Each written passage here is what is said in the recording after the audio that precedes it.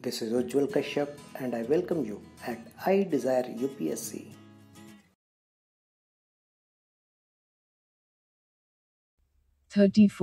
The crisis at Tripuri to the Cripps mission. The Congress victory in the 1937 election and the consequent formation of popular ministries changed the balance of power within the country vis-a-vis the colonial authorities. The growth of left-wing parties and ideas led to a growing militancy within the nationalist ranks. The stage seemed to be set for another resurgence of the nationalist movement.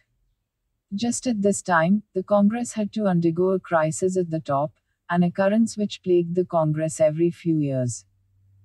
Subhas Bose had been a unanimous choice as the president of the Congress in 1938. In 1939, he decided to stand again, this time as the spokesperson of militant politics and radical groups. Putting forward his candidature on the 21st of January 1939, Bose said that he represented the new ideas, ideologies, problems and programs that had emerged with the progressive sharpening of the anti-imperialist struggle in India. The presidential elections, he said, should be fought among different candidates, on the basis of definite problems and programs. One on the 24th of January, Sardar Patel, Rajendra Prasad, J.B. Kripalani and four other members of the Congress Working Committee issued a counter-statement, declaring that the talk of ideologies, programs and policies was irrelevant in the elections of a Congress president since these were evolved by the various Congress bodies such as the AICC and the Working Committee, and that the position of the Congress president was like that of a constitutional head who represented and symbolized the unity and solidarity of the nation. 2 With the blessings of Gandhiji, these and other leaders put up Pattabhi Sitaramaiah as a candidate for the post. Subhas Bose was elected on the 29th of January by 1580 votes against 1377. Gandhiji declared that Sitaramaiah's defeat was more mine than his. But the election of Bose resolved nothing, it only brought the brewing crisis to a head at the Tripuri session of the Congress. There were two major reasons for the crisis.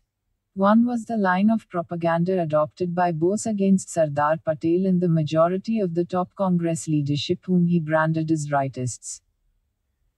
He openly accused them of working for a compromise with the government on the question of federation, of having even drawn up a list of prospective central ministers and therefore of not wanting a leftist as the president of the Congress, who may be a thorn in the way of a compromise and may put obstacles in the path of negotiations. He had, therefore, appealed to congressmen to vote for a leftist and a genuine anti-federationist. 3. In the second part of his autobiography, Subhas put forward his thinking of the period even more crudely. As Congress president, the writer did his best to stiffen the opposition of the Congress party to any compromise with Britain, and this caused annoyance in Gandhian circles who were then looking forward to an understanding with the British government. The Gandhists, he wrote, did not want to be disturbed in their ministerial and parliamentary work, and were at that time opposed to any national struggle. 4. The Congress leaders, labeled as compromisers, resented such charges and branded them as a slander. They pointed out in a statement, Subhas Babu has mentioned his opposition to the federation. This is shared by all the members of the Working Committee. It is the Congress policy. 5. After Subhas's election, they felt that they could not work with a president who had publicly cast aspersions on their nationalist bona fides. Earlier, Gandhiji had issued a statement on the 31st of January saying, I rejoice in this defeat, because Subhas Babu, instead of being president on the sufferance of those whom he calls rightists, is now president elected in a contested election.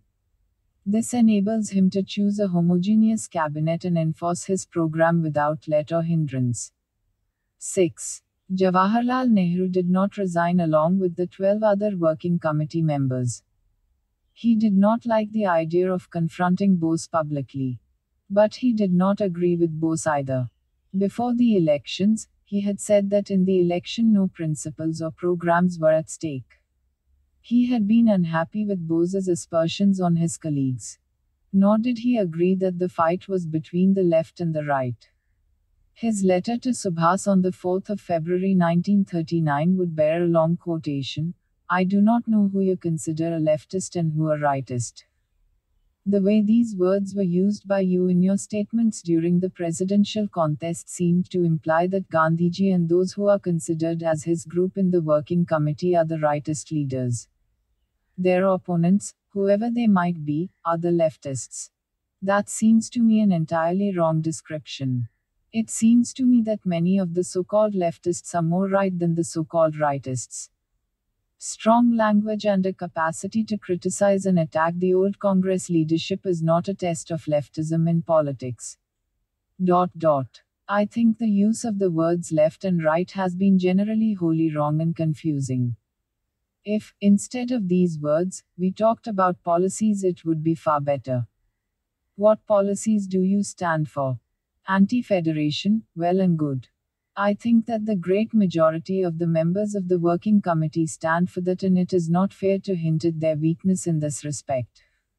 7. However, more importantly, basic differences of policy and tactics were involved in the underlying Bose-Gandhian debate. They were partially based on differing perceptions of the political reality, and differing assessments of the strength and weakness of the Congress and the preparedness of the masses for struggle. Differing styles regarding how to build up a mass movement were also involved. Subhas Bose believed that the Congress was strong enough to launch an immediate struggle and that the masses were ready for such struggle. He was convinced, as he wrote later, that the country was internally more ripe for a revolution than ever before, and that the coming international crisis would give India an opportunity for achieving her emancipation, which is rare in human history. 8. He, therefore, argued in his presidential address at Tripuri for a program of immediately giving the British government a 6-month ultimatum to grant the national demand for independence and of launching a mass civil disobedience movement if it failed to do so. 9. Gandhiji's perceptions were very different. He, too, believed that another round for mass struggle was necessary to win freedom, for Indians were facing an impossible situation. Already, in the middle of July 1938, he had written, "The darkness that seems to have enveloped me will disappear, and that, whether with another battle more brilliant than the Dandi March or without, India will come to her own." 10. But, he believed, the time was not yet ripe for an ultimatum because neither the Congress nor the masses were yet ready for struggle. Indians should first put our own house in order. Making his position clear in an interview on the 5th of May 1939, Gandhiji declared, Subhas Bose holds that we possess enough resources for a fight. I am totally opposed to his views. Today we possess no resources for a fight. There is no limit to communal strife. We do not have the same hold among the peasants of Bihar as we used to. If today I am asked to start the Dandi March, I have not the courage to do so. How can we do anything without the workers and peasants? The country belongs only to them. I am not equipped to issue an ultimatum to the government. The country would only be exposed to ridicule. 11. Gandhiji's views were above all based on his assessment of the Congress organization. He was convinced that corruption and indiscipline had vitiated its capacity to fight. As we have seen earlier, during 1938 and early 1939, he repeatedly and publicly raised the issues of mutual rivalries and bickerings among congressmen, bogus membership and impersonation at party elections, efforts to capture Congress committees, and the general decline of authority in the Congress. The internal strife reached its climax at the Tripuri session of the Congress, held from 8 to the 12th of March 1939. Bose had completely misjudged his support and the meaning of his majority in the presidential election. Congressmen had voted for him for diverse reasons, and above all because he stood for militant politics, and not because they wanted to have him as the supreme leader of the national movement. They were not willing to reject Gandhiji's leadership or that of other older leaders who decided to bring this home to Subhas. Govind Ballabh Pant moved a resolution at Tripuri expressing full confidence in the old working committee, reiterating full faith in Gandhiji's leadership of the movement and the Congress policies of the previous 20 years, and asking Subhas to nominate his working committee, in accordance with the wishes of Gandhiji. The resolution was passed by a big majority, but Gandhiji did not approve of the resolution and refused to impose a working committee on Subhas. He asked him to nominate a committee of his own choice. Subhas Bose refused to take up the challenge. He had placed himself in an impossible situation. He knew that he could not lead the organization on his own, but he was also not willing to accept the leadership of the majority. To place the best construction on his policy, he wanted Gandhiji to be the leader of the coming struggle, but he wanted Gandhiji to follow the strategy and tactics laid down by him and the left-wing parties and groups. Gandhiji, on the other hand, would either lead the Congress on the basis of his own strategy and style of politics or surrender the position of the leader. As he wrote to Bose, "If your prognosis is right, I am a back number and played out as the generalissimo of Satyagraha." 12 In other words, as Rajendra Prasad later wrote in his autobiography, Gandhiji and the older leaders would not accept a situation where the strategy and tactics were not theirs but the responsibility for implementing them would be theirs. 13. Bose could see no other way out but to resign from the presidentship. Nehru tried to mediate between the two sides and persuade Bose not to resign, while asking Gandhiji and the older leaders to be more accommodative. But Bose would not resile from his position. On the one hand, he insisted that the working committee should be representative of the new radical trends and groups which had elected him. On the other, he would not nominate his own working committee. He preferred to press his resignation. This led to the election of Rajendra Prasad in his place. The Congress had weathered another storm. Bose could also not get the support of the Congress Socialists and the Communists at Tripuri after, for they were not willing to divide the national movement and felt that its unity must be preserved at all costs. Explaining its position, the CPI declared after Tripuri that the interests of the anti-imperialist struggle demanded not the exclusive leadership of one wing but a united leadership under the guidance of Gandhiji. 14 P.C. Joshi, General Secretary of the CPI, wrote in April 1939 that the greatest class struggle today is our national struggle, that the Congress was the main organ of this struggle, and that the preservation of its unity was a primary task. 15. Subsequently, in May, Subhas Bose and his followers formed the Forward Bloc as a new party within the Congress. And when he gave a call for an all-India protest on the 9th of July against an AICC resolution, the working committee took disciplinary action against him, removing him from the presidentship of the Bengal Provincial Congress Committee and debarring him from holding any Congress office for 3 years. World War II broke out on the 1st of September 1939 when Nazi Germany invaded Poland. Earlier Germany had occupied Austria in March 1938 and Czechoslovakia in 1939. Britain and France, which had been following a policy of appeasement towards Hitler, were now forced to go to Poland's aid and declare war on Germany. This they did on the 3rd of September 1939. The Government of India immediately declared India to be at war with Germany without consulting the Congress or the elected members of the Central Legislature. The Congress, as we have seen earlier, was in full sympathy with the victims of fascist aggression, and its immediate reaction was to go to the aid of the anti-fascist forces. Gandhiji's reaction was highly emotional. He told the Viceroy that the very thought of the possible destruction of the House of Parliament in Westminster Abbey produced a strong emotional reaction in him and that, fully sympathizing with the Allied cause, he was for full and unquestioning cooperation with Britain. But a question most of the Congress leaders asked was, how was it possible for an enslaved nation to aid others in their fight for freedom? The official Congress stand was adopted at a meeting of the Congress Working Committee held at Wardha from 10 to the 14th of September, to which, in keeping with the nationalist tradition of accommodating diversity of opinion, Subhas Bose, Acharya Narendra Dev, and Jayaprakash Narayan were also invited. Sharp differences emerged in this meeting. Gandhiji was for taking a sympathetic view of the Allies. He believed that there was a clear difference between the democratic states of Western Europe and the totalitarian Nazi state headed by Hitler. The socialists and Subhas Bose argued that the war was an imperialist one since both sides were fighting for gaining or defending colonial territories. Therefore, the question of supporting either of the two sides did not arise. Instead, the Congress should take advantage of the situation to wrest freedom by immediately starting a civil disobedience movement. Jawaharlal Nehru had a stand of his own. He had been for several years warning the world against the dangers of Nazi aggression, and he made a sharp distinction between democracy and fascism. He believed that justice was on the side of Britain, France, and Poland.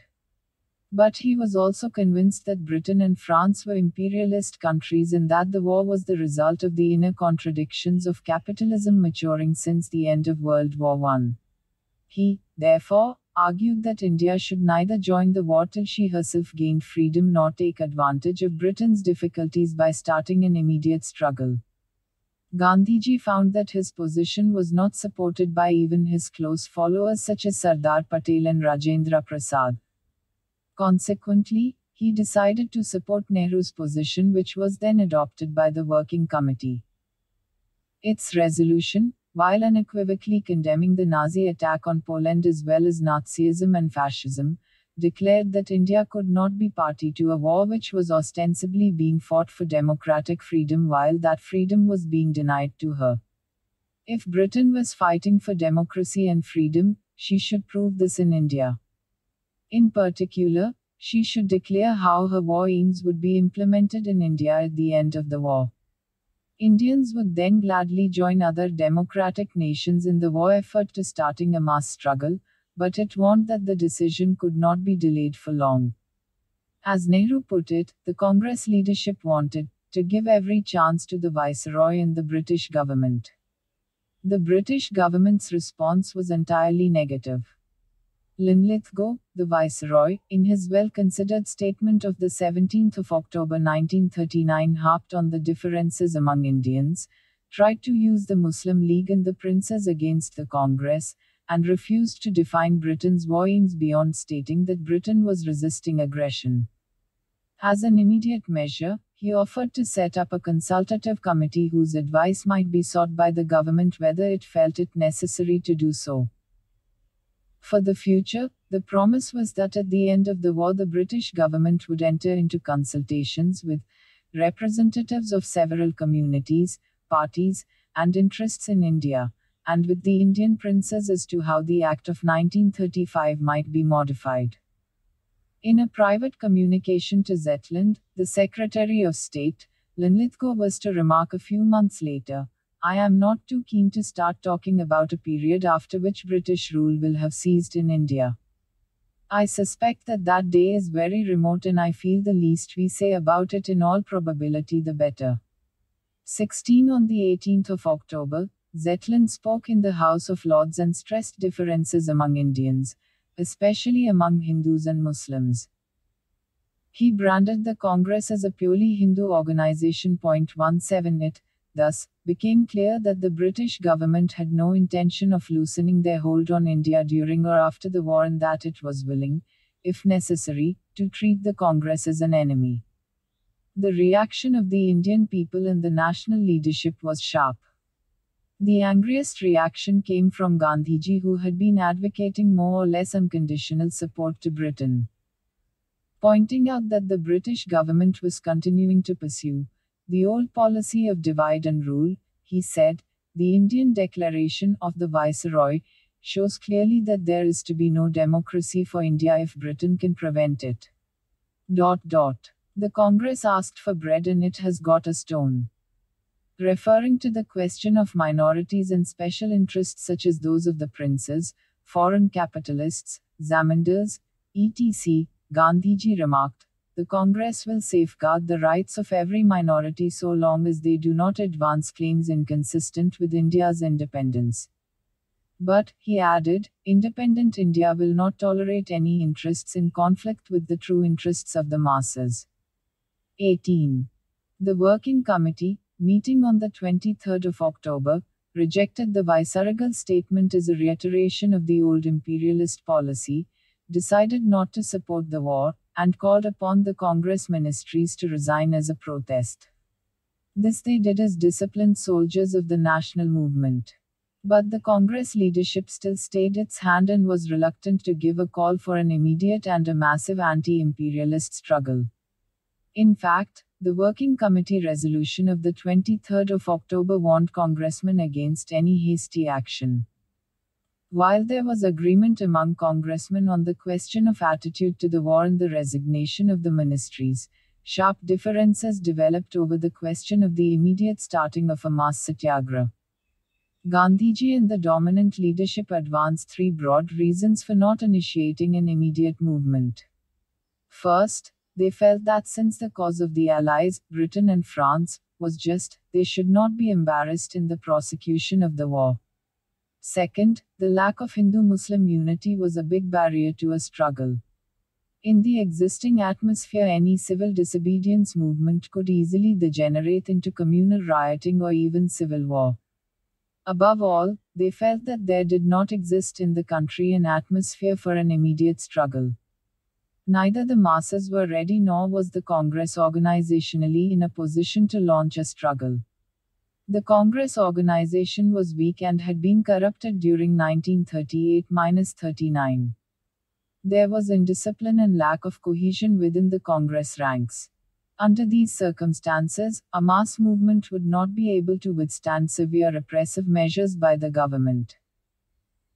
It was, therefore, necessary to carry on intense political work among the people, to prepare them for struggle, to tone up the Congress organization and purge it of weaknesses, to negotiate with authorities till all the possibilities of a negotiated settlement were exhausted and the government was clearly seen by all to be in the wrong. The time for launching a struggle would come when the people were strong and ready for struggle. The Congress organization had been put on a sound footing, and the government took such aggressive action that the people felt the absolute necessity of going into mass action. This view was summed up in the resolution placed by the Working Committee before the Ramgarh session of the Congress in March 1940. The resolution, after reiterating the Congress position on the war and asserting that nothing short of complete independence can be accepted by the people, declared that the Congress would resort to civil disobedience as soon as the Congress organization is considered fit enough for the purpose, or in case circumstances so shape themselves as to precipitate a crisis. 19.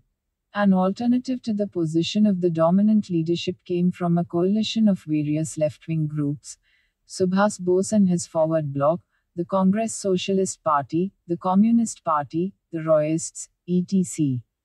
The left characterized the war as an imperialist war and asserted that the war crisis provided the opportunity to achieve freedom through an all-out struggle against British imperialism. It was convinced that the masses were fully ready for action and were only waiting for a call from the leadership. They accepted that hurdles like the communal problem and weaknesses in the Congress organization existed, but they were convinced that these would be easily and automatically swept away once a mass struggle was begun. Organizational strength, they said, was not to be built up prior to a struggle but in the course of the struggle. Making a sharp critique of the Congress leadership's policy of wait and see, the left accused the leadership of being afraid of the masses, of having lost the zest for struggle, and consequently of trying to bargain and compromise with imperialism for securing petty concessions. They urged the Congress leadership to adopt immediate measures to launch a mass struggle. While agreeing on the need for an immediate struggle, the left was internally divided both in its understanding of political forces and on the course of political action in case the dominant leadership of the Congress did not accept the line of immediate struggle. Subhas Bose wanted the left to split the Congress if it did not launch a struggle, to organize a parallel Congress and to start a struggle on its own. He was convinced that the masses and the overwhelming majority of Congress would support the left-led parallel Congress and join the movement it would launch. The CSP and CPI differed from this view. They were convinced that Bose was grossly overestimating the influence of the left and no struggle could be launched without the leadership of Gandhiji and the Congress. Therefore, an attempt should be made not to split the Congress and thus disrupt the National United Front, but persuade and pressurize its leadership to launch a struggle. Jawaharlal Nehru's was an ambivalent position. On the one hand, he could clearly see the imperialistic character of the Allied countries. On the other, he would do nothing that might lead to the triumph of Hitler and the Nazis in Europe. His entire personality and political thinking led to the line of an early commencement of civil disobedience, but he would do nothing that would imperil the anti-Nazi struggle in Europe and the Chinese people's struggle against Japanese aggression.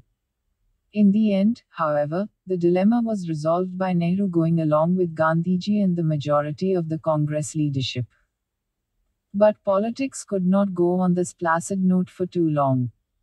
The patience of both the Congress leadership and the masses was getting exhausted.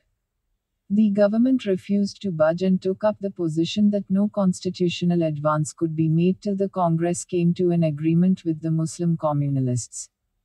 It kept issuing ordinance after ordinance taking away the freedom of speech in the press and the right to organize associations. Nationalist workers, especially those belonging to the left wing, were harassed, arrested and imprisoned all over the country.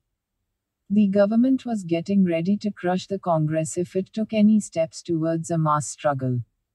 In this situation, the Indians felt that the time had come to show the British that their patience was not the result of weakness. As Nehru put it in an article entitled, "The Parting of the Ways," the British rulers believed that, in this world of force, of bombing aeroplanes, tanks, and armed men, how weak we are. Why trouble about us?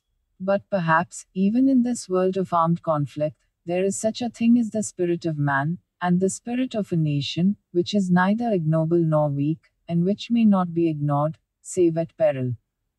Near the end of 1940, the Congress once again asked Gandhiji to take command. Gandhiji now began to take steps which would lead to a mass struggle within his broad strategic perspective. He decided to initiate a limited satyagraha on an individual basis by a few selected individuals in every locality. The demand of a satyagrahi would be for the freedom of speech to preach against participation in the war. The satyagrahi would publicly declare, "It is wrong to help the British war effort with men or money. The only worthy effort is to resist all war with nonviolent resistance." The satyagrahi would beforehand inform the district magistrate of the time and place where he or she was going to make the anti-war speech. The carefully chosen satyagrahis, Vinoba Bhave was to be the first satyagrahi on the 17th of October 1940 and Jawaharlal Nehru II, was surrounded by huge crowds when they appeared on the platform, and the authorities could often arrest them only after they had made their speeches. And if the government did not arrest a satyagrahi, he or she would not only repeat the performance but move into the villages and start a trek towards Delhi, thus participating in a movement that came to be known as the Delhi Chalo, Onwards to Delhi movement. The aims of the individual satyagraha conducted as S. Gopal has put it, at a low temperature and in very small doses 21 were explained as follows by Gandhiji in a letter to the Viceroy. The Congress is as much opposed to victory for Nazism as any Britisher can be. But their objective cannot be carried to the extent of their participation in the war. And since you and the Secretary of State for India have declared that the whole of India is voluntarily helping the war effort, it becomes necessary to make clear that the vast majority of the people of India are not interested in it. They make no distinction between Nazism and the double autocracy that rules India. 22. Thus, the individual satyagraha had a dual purpose. While giving expression to the Indian people's strong political feeling, it gave the British government further opportunity to peacefully accept the Indian demands. Gandhiji and the Congress were, because of their anti-Nazi feelings, still reluctant to take advantage of the British predicament and embarrass war effort by a mass upheaval in India. More importantly, Gandhiji was beginning to prepare the people for the coming struggle. The Congress organization was being put back in shape, opportunist elements were being discovered and pushed out of the organization, and above all the people were being politically aroused, educated and mobilized. By the 15th of May 1941, more than 25,000 satyagrahis had been convicted for offering individual civil disobedience. Many more, lower-level political workers, had been left free by the government. Two major changes in British politics occurred during 1941. Nazi Germany had already occupied Poland, Belgium, Holland, Norway and France as well as most of Eastern Europe. It attacked the Soviet Union on the 22nd of June 1941. In the east, Japan launched a surprise attack on the American fleet at Pearl Harbor on the 7th of December. It quickly overran the Philippines, Indochina, Indonesia, Malaysia and Burma. It occupied Rangoon in March 1942. War was brought to India's doorstep. Winston Churchill, now the British Prime Minister, told the king that Burma, Ceylon, Calcutta and Madras might fall into enemy hands. The Indian leaders, released from prisons in early December, were worried about the safety and defense of India. They also had immense concern for the Soviet Union and China. Many felt that Hitler's attack on the Soviet Union had changed the character of the war. Gandhiji had earlier denounced the Japanese slogan of Asia for Asiatics and asked the people of India to boycott Japanese products. Anxious to defend Indian territory and to go to the aid of the Allies, the Congress Working Committee overrode the objections of Gandhiji and Nehru and passed a resolution at the end of December offering to fully cooperate in the defense of India and the Allies if Britain agreed to give full independence after the war and the substance of power immediately. It was at this time that Gandhiji designated Jawaharlal as his chosen successor. Speaking before the AICC on the 15th of January 1941, he said, "Somebody suggested that Pandit Jawaharlal and I were estranged. It will require much more than differences of opinion to estrange us. We have had differences from the moment we became co-workers, and yet I have said for some years and say now that not Rajajit C. Rajagopalachari but Jawaharlal will be my successor. He says that he does not understand my language, and that he speaks a language foreign to me. This may or may not be true. But language is no bar to union of hearts. And I know that when I am gone he will speak my language." 23. As the war situation worsened, President Roosevelt of the USA and President Chiang Kai-shek of China as also the Labour Party leaders of Britain put pressure on Churchill to seek the active cooperation of Indians in the war. To secure this cooperation, the British government sent to India in March 1942 a mission headed by Cabinet Minister Stafford Cripps, a left-wing Liberite who had earlier actively supported the Indian national movement.